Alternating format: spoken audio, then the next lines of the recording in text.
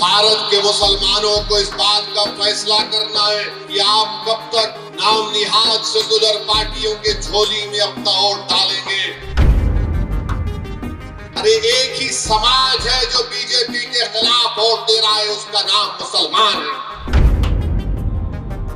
जो 5 साल से जो जेल में सड़ रहे हैं, जिसका बाप परेशान, जिसकी बीवी परेशान, जिसके औलाद बच्चे थे जवान हो गए, उनका नाम नहीं लेना चाहते। जो बच्चे जेलों में सड़ रहे हैं तो उनका नाम नहीं लेते, मगर आप उनको वोट देना चाहेंगे। ये बीजेपी को रोकना है। अरे बीजेपी को तो हम ही रोक रहे हैं। लोग बार बार कहती है कि मजलिस जिस चीज की बात करती है उससे बीजेपी को फायदा होगा। मैं उन लोगों से पूछना चाह रहा हूं, बताओ हम क्या दुनिया में इसलिए पैदा हुए कि तुमको जिताएं, तुमको कामयाब करें और हम वोट तुमको डालें और तुम बीजेपी को रोक नहीं पाते हो। बीजेपी इख्तिदार पर दोबारा आ जाती है। याद रखिए, भारत के मुसलमानों को इस बात का फैसला करना है कि आप कब तक नाम निहाद सेकुलर पार्टियों के झोली में अपना वोट डालेंगे। बीजेपी को जो रोक नहीं पाते, मैंने उस वक्त भी पार्लियामेंट में उठकर कहा था जब 2024 के चुनाव का रिजल्ट आया था, मैंने कहा था कि मोहब्बत की कामयाबी नहीं है। जिस तरह तीसरे मर्तबा नरेंद्र मोदी भारत के वजीर आजम बने, ये मोहब्बत की कामयाबी नहीं है, ये नफरत की कामयाबी है। और उसी की बुनियाद पर तीसरी मर्तबा बीजेपी 240 सीट लेकर आई।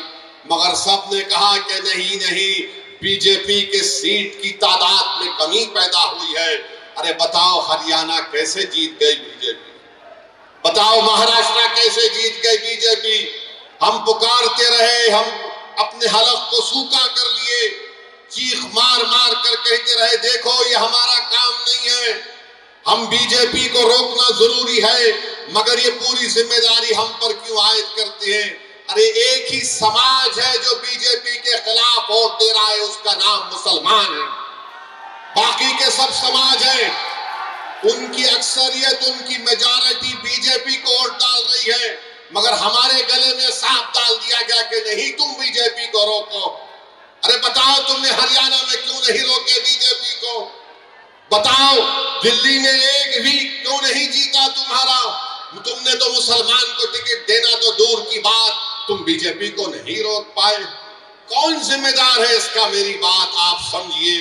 याद रखिए, अगर आप फिर से इसका शिकार होंगे, नहीं हमको बीजेपी को रोकना है, यकीनन रोकना है, मगर रोकने का मतलब ये नहीं है कि तुम अपने बच्चों को जो 5 साल से जेल में सड़ रहे हैं, जिनका नाम वो लेना नहीं चाहते, आप उन्हीं को वोट देंगे।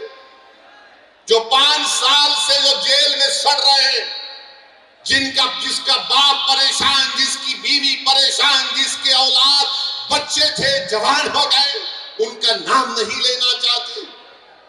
जो बच्चे जेलों में सड़ रहे हैं तो उनका नाम नहीं लेते, मगर आप उनको वोट देना चाहेंगे। ये बीजेपी को रोकना है। अरे बीजेपी को तो हम ही रोक रहे हैं। हम बीजेपी को ना कभी वोट दिए ना कभी देंगे, मगर ये लोग क्या बीजेपी को रोक पा रहे? नहीं रोक पा रहे। ये अपनी जबान से नाम तक नहीं ले